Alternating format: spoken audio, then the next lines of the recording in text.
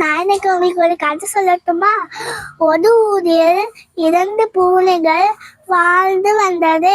2 பூனைகளும் எங்கே சென்றாலும் ஒன்னாகவே செல்லும், தூங்கும், விளையாடும். ஒரு நாள் பூனைகளுக்கு சாப்பிட உணவு எதுவும் கிடைக்கவில்லை. உணவு தேடி அலைந்து கொண்ட பூனைகளுக்கு ஒரு தொட்டி கிடைத்தது. 2 பூனைகளும் ஒரு தொட்டிக்காக சண்டை போட்டது. ஒரு குரங்கு மரத்தில் இருந்து பூனைகள் சண்டை விடுவதை பார்த்து கொண்டே இருந்தது.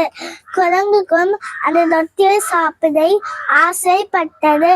குரங்கு பூனைகளும் சென்று நான் அந்த தொட்டியை பிடித்து தருவதாக கூறியது.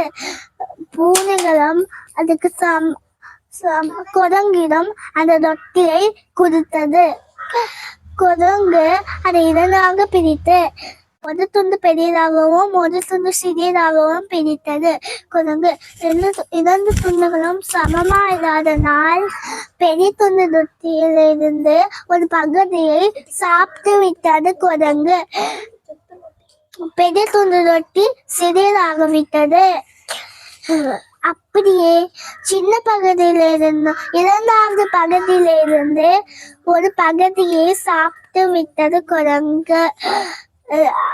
அப்படியே 2 துண்டுகளும் சாப்பிட்டு விட்டது குரங்கு. அப்புறம் பூனைகள் பிடித்து தருவதாக கூறிய குரங்கு பூனைகளை ஏமாற்றி சிரித்து கொண்டு மரத்தில் ஏறி கொண்டு சென்றது.